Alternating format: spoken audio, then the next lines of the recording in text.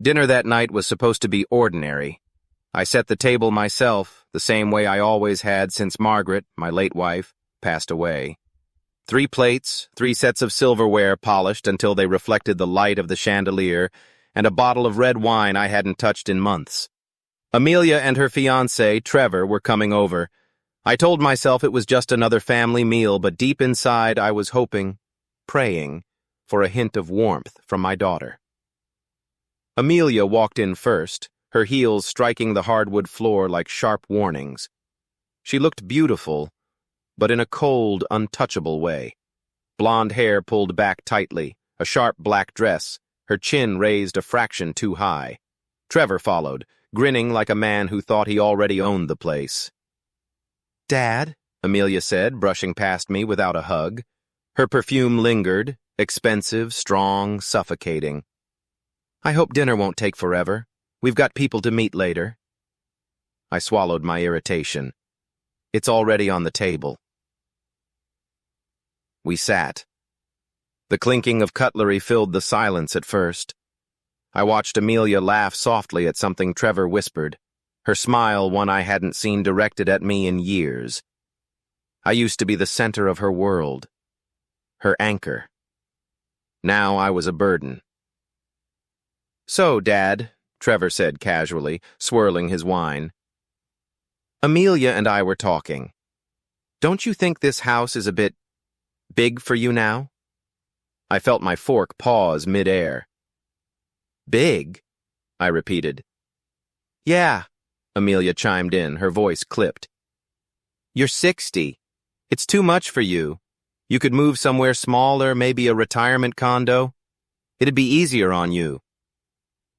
Her words cut deeper than she realized, or maybe exactly as deep as she wanted. Retirement condo. As if I was already half dead. As if my time in this house, the one Margaret and I built a life in, was over. I forced a smile. "I'm fine here. I like the space." Amelia sighed, exasperated. "You're being stubborn again." I wanted to tell her I wasn't being stubborn. I was holding on to the last pieces of my life that still felt real. Instead, I said nothing. I chewed slowly, pretending her words didn't twist like knives in my chest. Trevor leaned back, smirking. "She's right, you know. Houses like this, they're meant for families, young couples, people with futures." The way he said it, with that smug tilt of his head, made me want to smash my glass against the table.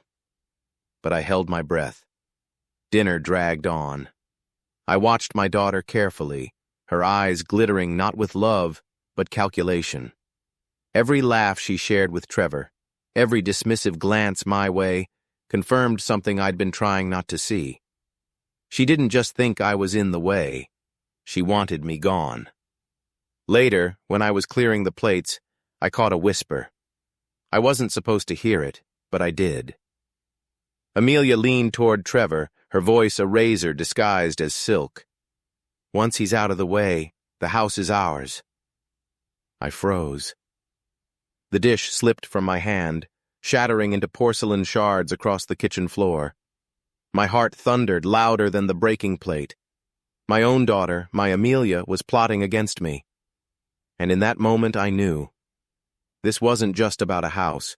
It was about power, about inheritance, about betrayal buried so deep it no longer hid itself. I stared at the broken dish, my reflection fractured in its pieces. My daughter wanted to erase me, but she had no idea. I wasn't planning to go quietly. I pressed my hand against the counter, whispering to myself, "If you want war, Amelia, you'll have it." I didn't sleep that night. The words I overheard, "Once he's out of the way, the house is ours," kept echoing in my skull like a curse. I lay awake in the quiet darkness of my bedroom, staring at the ceiling fan turning above me, its blades cutting the silence into slow, torturous slices. The same ceiling fan that once hummed over late-night conversations with Margaret. She used to curl against me, whispering dreams of Amelia's future.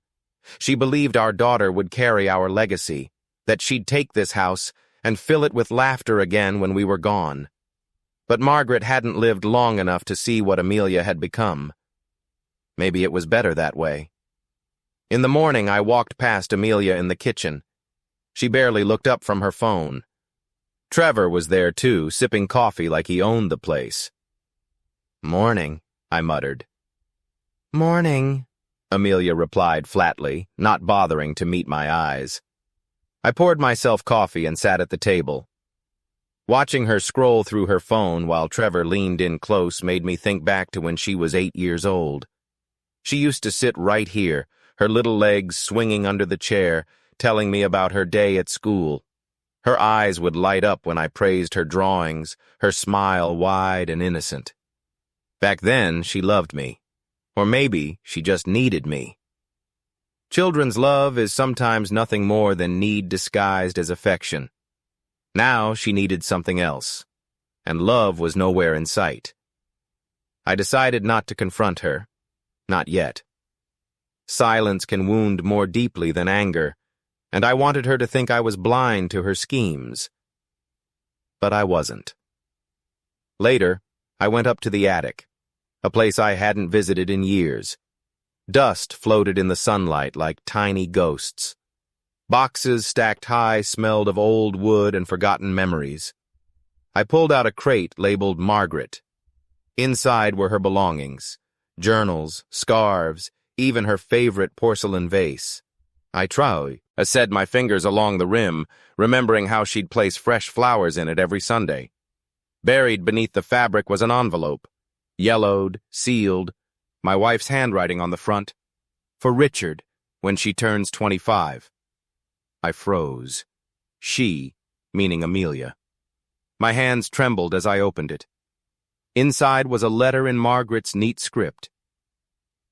"Richard, if Amelia grows into the woman I fear she might, then you need to know the truth. She carries more of her uncle's nature than yours. Be careful with what you leave behind. Protect yourself, even from her." I read the words again, each one slicing deeper. Her uncle's nature? What did Margaret mean? She never spoke ill of her brother, at least not to me. Was she suggesting Amelia wasn't truly mine? My chest tightened. I wanted to dismiss it, to burn the letter and forget it ever existed, but I couldn't, not after hearing Amelia's whisper at dinner. That night I tried to look at her differently, to search her face for traces of truth. She had my eyes, didn't she? Or had I only imagined that all these years? At dinner, I pushed food around my plate while Amelia chatted about wedding venues. Trevor bragged about money he didn't have, about investments that sounded more like scams. I nodded along, but my mind wasn't with them. It was with Margaret's letter, with the growing suspicion that my daughter wasn't who she believed herself to be. Later, when Amelia went upstairs, I stayed in the kitchen, sipping cold coffee in silence. The walls of the house felt closer than ever, pressing in, suffocating. I told myself, don't let her see your wounds, don't let her smell your fear. But when I passed her room, I caught sight of something through the slightly open door. Amelia was on the phone, her voice low but sharp. "No, not yet," she said. "I can handle him. He doesn't suspect a thing." Her words sliced me open. She was plotting, and she thought I was blind. She was wrong. The next morning, I placed Margaret's letter inside my pocket and whispered to myself, if Amelia wants me gone, she'll have to fight harder than she thinks. I sat at my desk late into the night, Margaret's letter resting on the wood like a living ghost.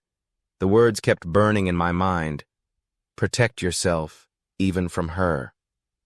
Protect myself, from Amelia, my daughter, my blood, or maybe not my blood at all. I unlocked the bottom drawer and pulled out a thick folder wrapped in twine. Inside was something only Margaret and I had known about. Our will. We had drafted it years ago, before her illness. She insisted we make it airtight, that we protect what we had built. Back then, I thought she was being paranoid. I wanted to believe Amelia would always be our little girl, but Margaret had a way of seeing shadows long before I did. The will was clear. The house, our pride, our history, would remain solely in my name until my death. Only then would its fate be decided. Amelia knew nothing of this. She assumed, like most spoiled children do, that what was mine would automatically be hers. I traced my fingers over Margaret's signature. She'd known. She must have seen this future unfolding, the coldness in Amelia's heart, the hunger for what she hadn't earned. The door creaked. I looked up. Amelia stood in the doorway, her face half hidden by shadows. "Can't sleep, Dad?" she asked lightly, too lightly. I forced the folder shut. "Just remembering things." She stepped into the room, her eyes scanning the shelves, the desk, the papers, always looking, always searching. "Don't stay up too late," she said, her lips curling into something between a smile and a sneer. "You need your rest." Her tone was sweet, but I heard the edge in it. Rest. She wanted me weak, tired, out of the way. When she left, I waited, heart pounding. Something told me she wasn't gone. I moved silently to the hallway, just in time to see her silhouette creep back toward my study. She didn't know I was watching. I stayed in the shadows, holding my breath. She went to my desk, pulling drawers open quietly, rifling through papers. Her fingers trembled with urgency, as if she were searching for something specific. And then it struck me. She was looking for the will. My jaw clenched. She wanted proof of her claim, leverage to push me out, maybe even forge something in her favor. I let her search. I let her think she had time. Because the real document, the only one that mattered, was hidden in a place she'd never look. Still, watching her violate my space like that, her eyes burning with greed, it tore something inside me. This wasn't my daughter, not the little girl who once begged me to read bedtime stories, who fell asleep on my chest during thunderstorms. No, this was someone else. Someone who would betray her own father without hesitation. I stepped back before she could see me, retreating to my room. My fists trembled with rage, but my mind sharpened. Margaret had warned me. And tonight, Amelia had confirmed it. If she wanted a war over this house, she would find herself unprepared for the lengths I was willing to go. As I lay in bed, I whispered into the dark, "You think you know my secrets, Amelia, but you've never seen what I'm capable of." The house no longer felt like mine.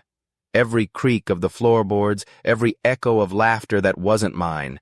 It was as if Amelia and Trevor were already rehearsing for a future where I didn't exist. I noticed the shift slowly, then all at once.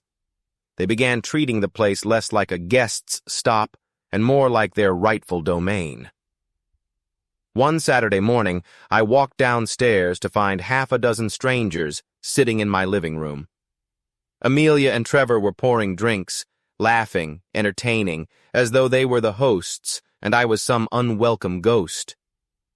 "Dad, meet our friends," Amelia said carelessly when she finally noticed me standing there. "This is Jared, Nicole, and, oh, you don't need everyone's name." I nodded stiffly, though inside I was seething.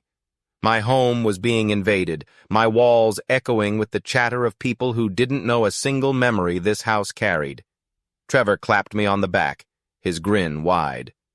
"Richard, you've got the perfect setup here. Open space, vintage design. Man, this place could be worth a fortune." I bit my tongue. He didn't see the house the way I did. To him, it wasn't walls soaked with history. It was just dollar signs waiting to be cashed. I retreated to the kitchen, my hands shaking as I poured coffee. Through the doorway, I heard Amelia giggling, her voice high and hollow. She was telling a story, exaggerating details to impress her friends, the kind of performance Margaret used to hate. I remembered how Margaret once said, "Amelia's charm will either take her far or destroy her." The morning stretched into evening. I endured the noise, the false cheer, until finally the crowd dispersed. When the last car pulled out of the driveway, I confronted Amelia. "Don't you think you should have asked me first?" I said quietly. She rolled her eyes. "It was just a few friends, Dad. You're overreacting." "This is my house," I reminded. To her, my voice sharper than intended.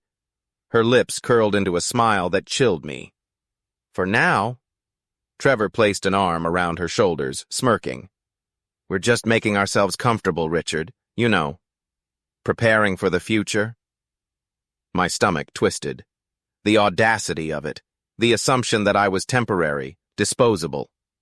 That night, I wandered the halls, touching the picture frames that lined the walls. Photographs of Amelia as a child, of Margaret's warm smile, of Christmas mornings and birthdays filled with joy. Now those same walls seemed to mock me. I paused at one frame, Amelia's high school graduation. She wore her gown proudly, her hand in mine, her smile radiant. That day, I believed she was everything Margaret and I had hoped for. Now I wondered, had that smile been real? Or had the seeds of ambition already begun to rot her heart? I sat in the living room, the silence thick around me. The smell of Amelia's perfume still lingered, a reminder of her presence, invasive and suffocating. As midnight crept closer, I heard voices drifting down from upstairs. Amelia and Trevor, whispering in their room. I leaned against the staircase, straining to hear. At first it was laughter, muffled but clear. Then Amelia's voice dropped, her words slicing through the dark. "Dad won't be around much longer." My blood froze. She didn't mean it as a casual statement. Her tone was sharp, decisive, like a plan. I gripped the banister until my knuckles turned white, my heart pounding so loud I was sure they could hear it.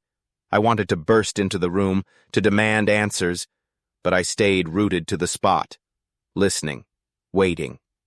Because now I knew. My daughter wasn't just careless. She wasn't just greedy. She was preparing for my end. I whispered into the darkness of the staircase. "If Amelia thinks I'll go quietly, she's about to learn who I really am." The next morning I stepped outside to get some air. The walls of the house felt tighter with every passing day, and I needed to breathe. The neighborhood was quiet, the kind of suburban calm that hides secrets under manicured lawns and trimmed hedges. Mrs. Green, my neighbor of 25 years, was watering her roses. Her bent frame and silver hair made her look fragile, but her eyes, sharp as glass, missed nothing. "Richard," she called softly, lowering her watering can. "Do you have a moment?" I walked over, grateful for any excuse to escape the suffocation inside my own home. She leaned closer, her voice hushed. "I don't mean to pry, but I've noticed changes. Your daughter and that young man, Trevor, is it? They've been very active lately." My stomach tightened. "What do you mean, changes?" She pursed her lips. "They've been speaking with people around town. A real estate agent, for one. I overheard Trevor boasting that soon the house would be his, and Amelia—" She hesitated, lowering her gaze. She wasn't correcting him. The words hit me like a stone, so it wasn't just whispers in my own walls, it had spilled out into the street. They were already spreading the idea that this house belonged to them. "Maybe it's nothing," Mrs. Green added quickly, sensing the storm on my face. "But Richard, be careful. That man isn't what he seems." Her words stirred something deep in me. Margaret had said similar things once, about the people Amelia might trust, about the company she might keep. I'd dismissed it then, foolishly. "Thank you, Mrs. Green," I said, forcing steadiness into my voice. "I appreciate your concern." She reached out, her wrinkled hand brushing my arm. "You've always been a good man, Richard. Don't let them take that kindness and use it against you." I nodded, but inside I was burning. When I returned home, I found Trevor in the living room, sprawled, led on the couch like a king on his throne. Amelia was curled against him, laughing at something on his phone. "What's so funny?" I asked, trying to keep my tone neutral. Amelia looked up, smirking. "Just a joke. You wouldn't get it." Trevor added, "Don't worry, Richard. We're just planning for the future. Nothing to trouble yourself with." Planning for the future. The phrase was becoming a knife in my chest. I studied Amelia's face, searching for guilt, but found none. She looked at me with something colder than indifference, impatience, as though I were an obstacle, not a father. Later that night, I stood by the window, staring out at the street where Mrs. Green's roses glistened under the moonlight. Her warning echoed in my ears. Trevor wasn't what he seemed, and Amelia knew it. She knew, and she didn't care. Or worse, she was part of it. I clenched my fists. I had tried to ignore the signs, to believe she was simply misguided. But no, this was betrayal, calculated and deliberate. Margaret's letter whispered from the drawer upstairs, "Protect yourself." I thought of Amelia as a child again, her hand gripping mine when she was scared of the dark, the trust in her eyes. And I thought of her voice just last night. "Dad won't be around much longer." The contrast tore me in two, but pain could only paralyze a man for so long. Eventually, pain sharpens into something else. Resolve.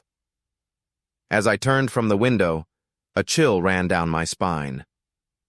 Mrs. Green's last words returned to me in a whisper that wouldn't leave. "Your daughter. She knows his plan. And she agrees with it." I sat at my oak desk late that night, the same desk where I had signed papers for my daughter's college tuition, for her first car, even for her medical bills when she had pneumonia as a child. Now, the weight of a different kind of pen pressed against my fingers, a weight that felt like betrayal wrapped in steel. The realtor's voice echoed in my head. "If you sign now, we can close this within 2 weeks. Cash buyer, no trace." Cash, quick, clean. Words that felt like daggers when I thought about Emily. For years, she had pictured this house as her rightful throne, the crown jewel of her imagined inheritance. But the truth was simple. She didn't deserve it. Not after the way she'd turned on me. Not after the whispers behind my back, the sneers, the venom she spat when she thought I wasn't listening. I picked up the phone and dialed Richard, the realtor who had discreetly handled a few of my private investments in the past. His tone was brisk, professional, but I could sense his curiosity. "Mr. Hayes, are you absolutely certain about this? A family home of this size? Just draft the papers," I cut him off, "and make sure no one finds out until the ink is dry." As I spoke, I heard the faint creak of the stairs. My heart clenched. Emily was upstairs. What if she was listening? I lowered my voice. "And Richard, make sure the buyer is someone Emily can't trace. I want this to be invisible." He hesitated, then agreed. Papers would be delivered by morning. When I ended the call, I stared at the framed family photo sitting on my desk. Emily, her mother, and me. We had taken it years ago on a sunny trip to California, smiles bright, hands linked. Back then, I never imagined I'd be plotting to take away the one thing she obsessed over. But obsession breeds cruelty, and cruelty demands consequences. The next day, the documents arrived. Crisp, unforgiving sheets of paper that would sever the bond between Emily and her delusions. My hands trembled slightly as I signed, each stroke of the pen a step deeper into the shadows. A voice inside whispered, "What kind of father does this?" Another answered, "The kind who's been pushed too far." I tucked the documents into the folder, sealed it, and called Richard again. "It's done." But as I hung up, a chill crept over me. Had Emily noticed? She had a way of sniffing out secrets, almost like a predator circling prey. That night at dinner, she studied me across the table, her fork scraping against her plate with deliberate slowness. "You seem busy lately, Dad," she said, eyes narrowing. I forced a smile. "Just work, nothing important." She tilted her head. "You sure? You've got that look in your eye." I nearly choked on my food. She was watching. She knew. Or at least she suspected. That night, as I lay in bed, I heard her footsteps pacing in the hallway. Slow, measured, calculated. The house felt smaller, suffocating with secrets. And I realized something chilling. The real game hadn't even begun. Just before sleep claimed me, my phone buzzed. A text from an unknown number appeared. "She already knows. Be careful." Morning light filtered weakly through the curtains, but it didn't feel like daylight. It felt like the house itself was dimming, suffocating under secrets. That text from last night. "She already knows. Be careful." Clung to my mind like a curse. Emily came downstairs humming softly, a sound so delicate and sweet it almost disarmed me. She was dressed immaculately in a pale blue blouse and a skirt that swayed as she moved. Her hair was perfectly straightened, her makeup subtle, as if she were preparing for a Sunday brunch with friends. But behind the elegance, her eyes carried something darker. A knowing gleam. "Good morning, Dad," she said with warmth that felt rehearsed. She leaned down and kissed my cheek before taking her seat at the table. I studied her, searching for cracks in the mask she wore. Was it innocence or performance? "You're up early?" I remarked, pouring coffee with a steady hand I didn't actually have. "I couldn't sleep much," she said, buttering her toast. "I kept thinking about the future. Our future." The way she emphasized our felt like a threat dressed as intimacy. I sipped my coffee, the bitterness cutting my tongue. "Future's uncertain, Emily. You shouldn't waste your sleep over it." She smiled, but the corners of her lips didn't quite reach her eyes. "On the contrary, I think sleep is overrated when there are things to protect." A pause. Long. Heavy. Then she added almost carelessly, "You know, Dad, houses can be tricky. They look so permanent, but one decision, one signature, can change everything." My heart skipped. Her words were sharp, precise, deliberate. Did she know about the sale? Or was she fishing, testing my reaction? I forced a chuckle. "That's true, but you're young. You've got more important things to think about than houses." Her fork clinked against the plate. She leaned back in her chair, her gaze piercing through me. "Oh, but you underestimate me. I think about everything, Dad, especially this house." Her mask of calm threatened to slip, just for a moment. I caught it in the flicker of her eyes, a flash of obsession, raw and unfiltered. I wanted to confront her, to lay out the truth, to strip away that mask, but I bit my tongue. Timing was everything, and my plan was still fragile. As the day stretched on, Emily moved about the house like a ghost. She hummed, read a book in the living room, even baked cookies in the afternoon. On the surface, it was the perfect image of a devoted daughter. But I watched her closely. Every smile seemed rehearsed, every gesture too polished. That night I found her sitting in my study, in my chair, her hands folded neatly over her lap. She didn't flinch when I entered. Instead, she smiled that same unsettling smile. "Nice chair, isn't it, Dad? Makes you feel powerful, like you're in control." My throat went dry.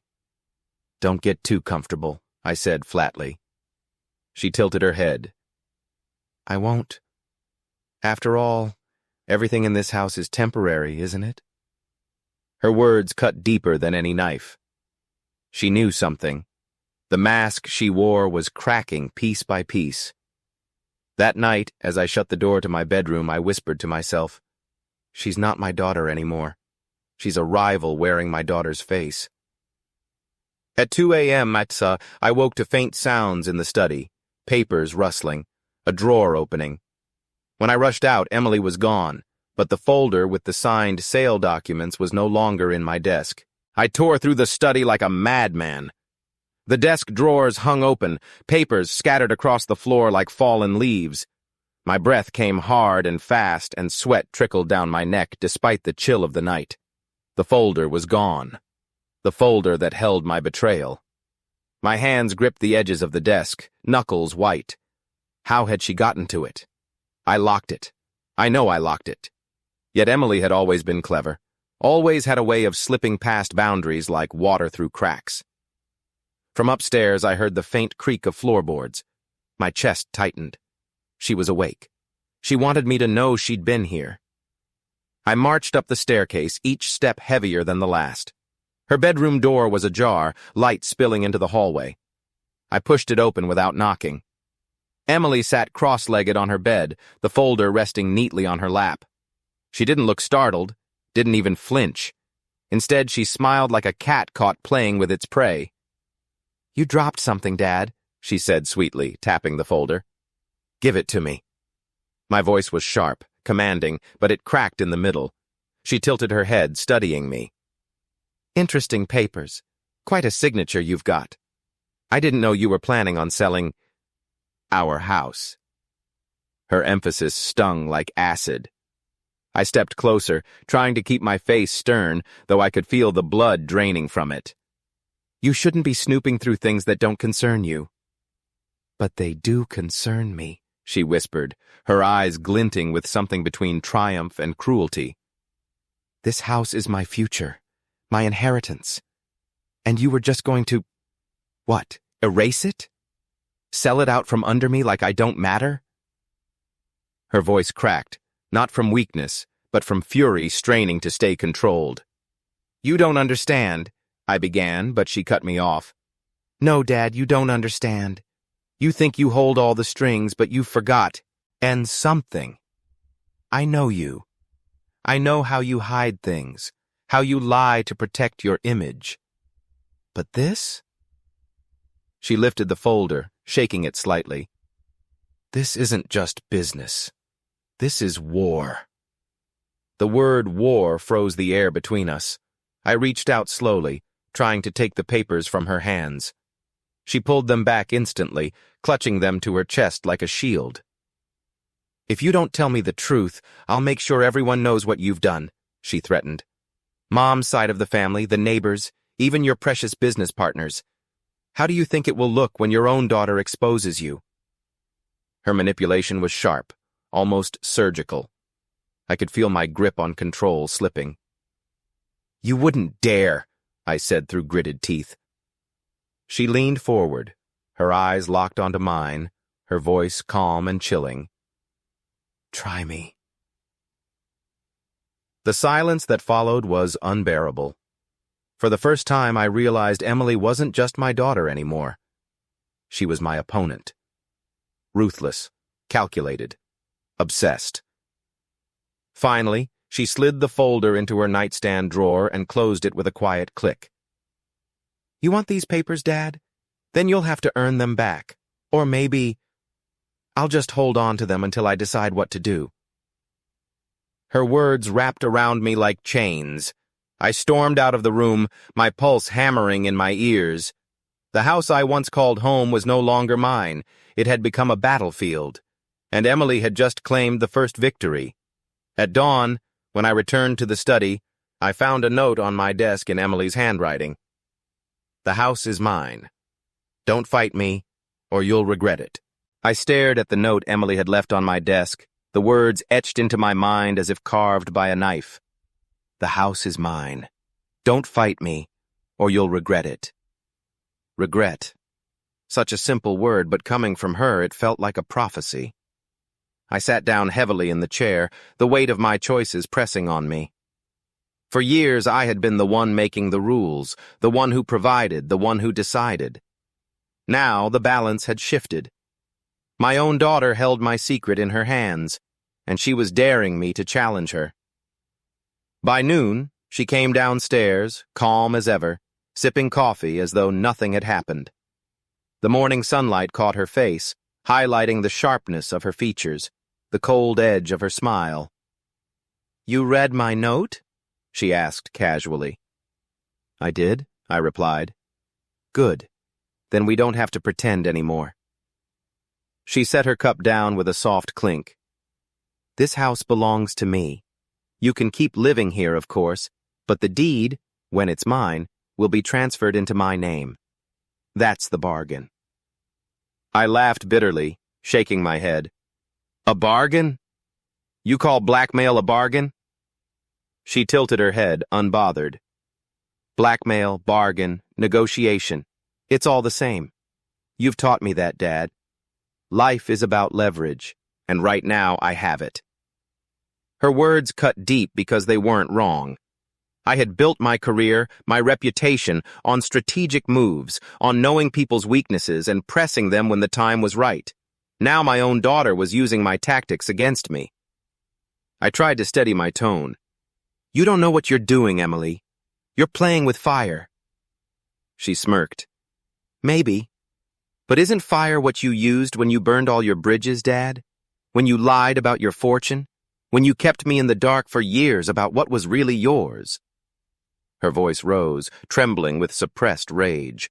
"Don't pretend you're protecting me. You've been protecting yourself." I opened my mouth to argue, but the truth was a blade against my throat. She wasn't entirely wrong. I had hidden money, made secret deals, and played a game of shadows that she was only now beginning to glimpse.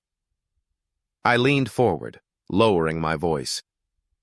"You think this house is the prize? Emily, there are things you don't understand. If you take this too far, you won't just ruin me, you'll ruin yourself." She paused, her eyes flickering with something, fear, doubt. But the mask quickly slid back into place. "Then teach me, Dad. Show me how to win, or admit you've already lost." The tension between us was suffocating. The house that once echoed with laughter now hummed with menace. Every room felt like a chessboard, every conversation another move. Finally, she leaned back, her tone softening, but only on the surface. "Here's my offer. Stop the sale, sign the house over to me, and in return, I'll keep your little secret safe. That's all I want. You get peace. I get what I deserve.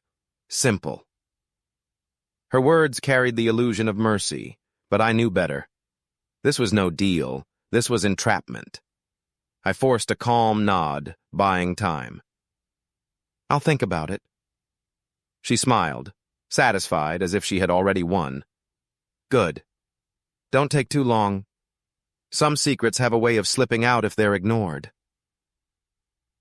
As she walked away, her heels clicking against the hardwood floor, I clenched my fists so tightly my nails dug into my palms. This wasn't a bargain. This was war disguised as family. And if I had to make sacrifices, so be it. Because one thing was certain. I wasn't ready to surrender. Not yet. That evening, Richard, the realtor, called me in a panic. "Mr. Hayes, I don't know how, but your daughter just contacted me. She knows everything about the sale." Richard's voice on the phone was shaky, the kind of tone a man uses when he realizes he's trapped in someone else's storm. "Mr. Hayes," he whispered urgently, "your daughter, Emily, she contacted me this afternoon. She knew details about the buyer, the closing date, even the payment terms.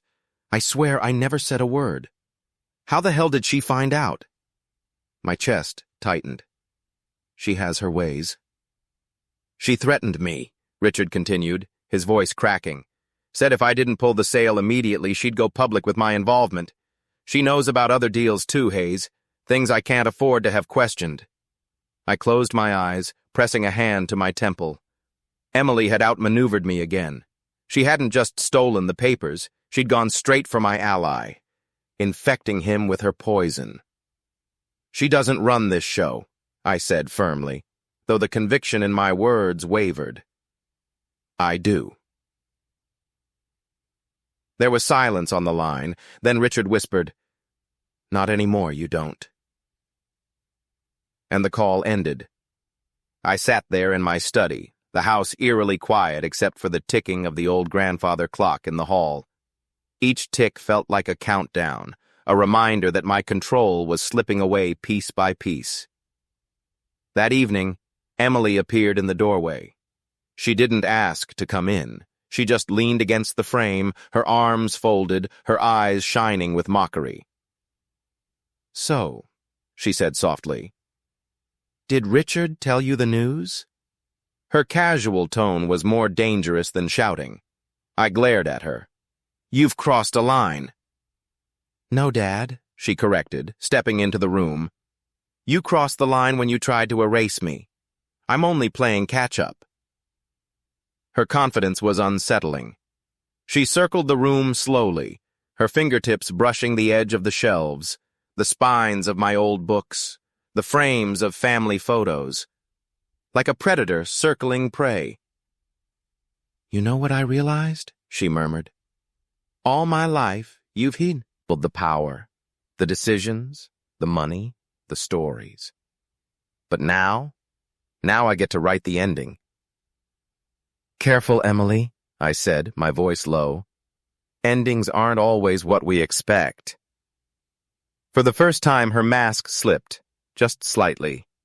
I caught a flicker of doubt, a shadow of something fragile in her expression, but it vanished as quickly as it came, replaced by that same cold smirk. "You're scared," she said.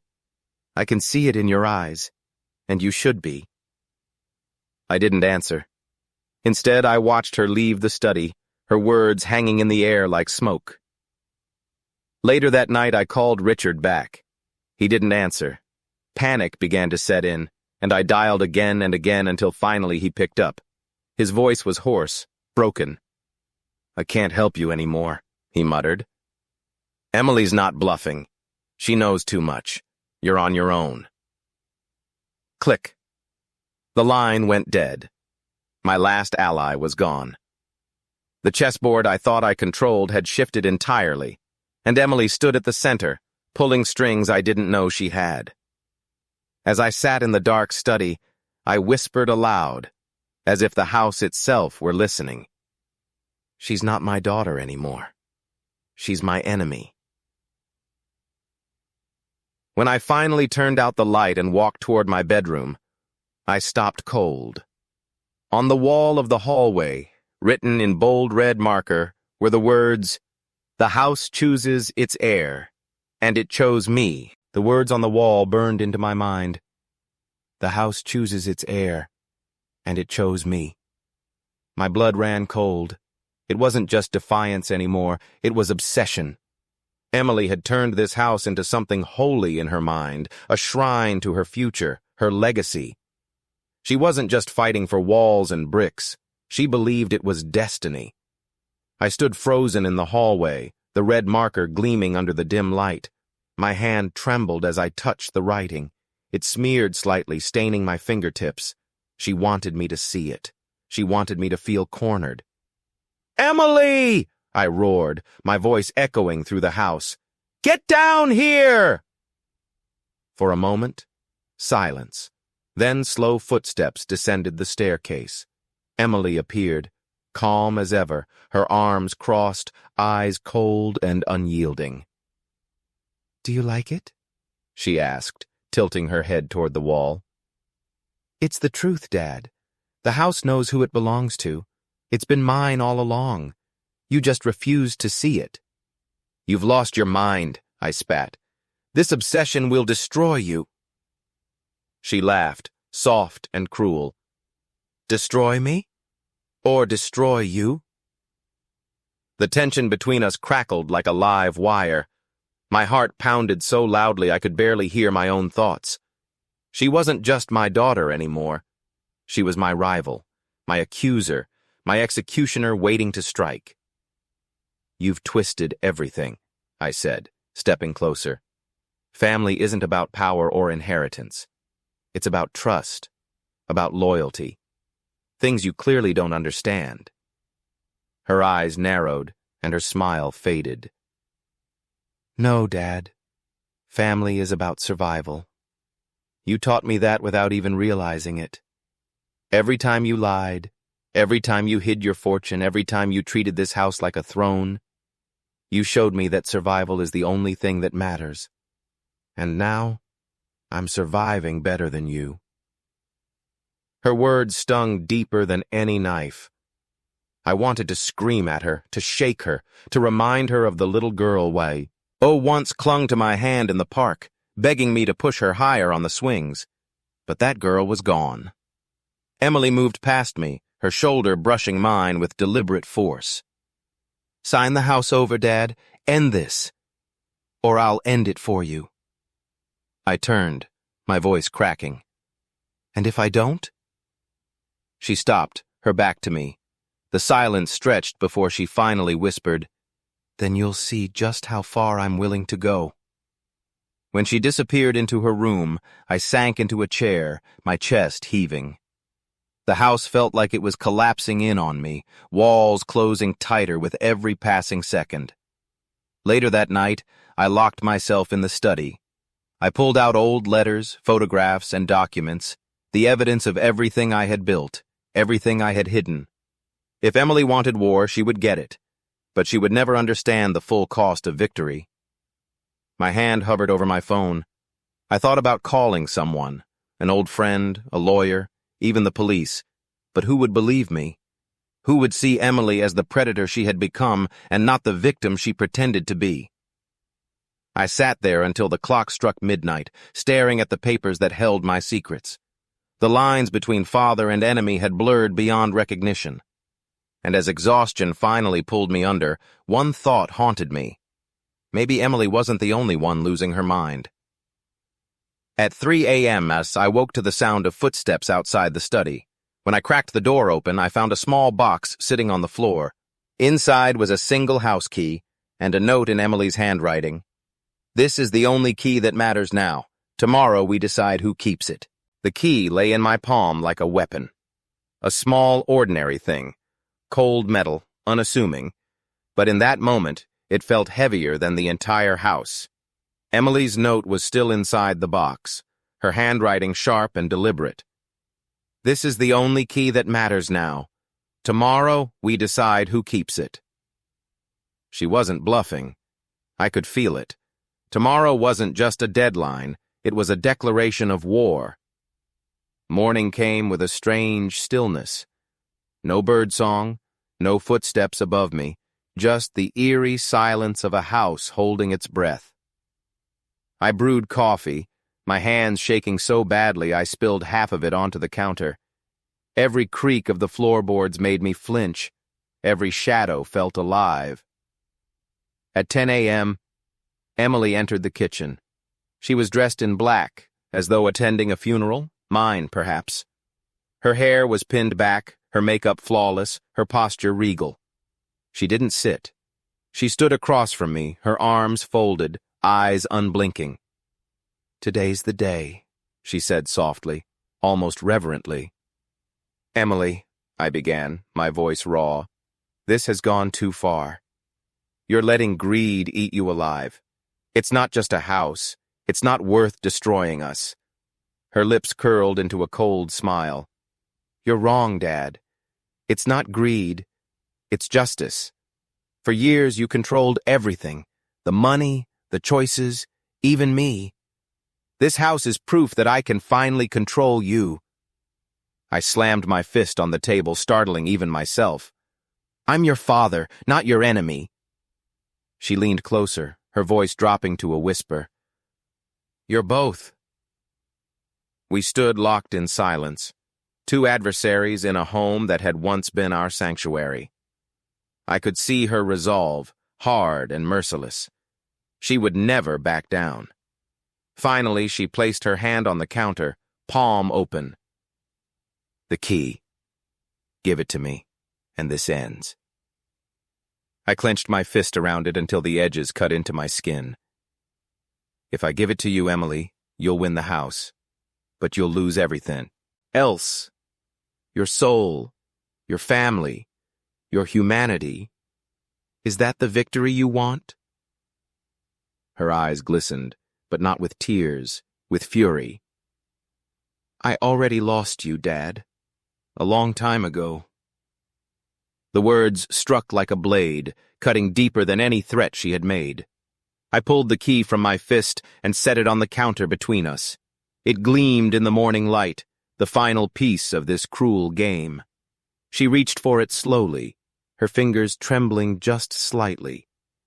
And in that tremble I saw her. My little girl again, the child who once asked me if monsters were real. So I said, softly, "Emily, the monsters are real, but sometimes they look like us." Her hand froze just above the key.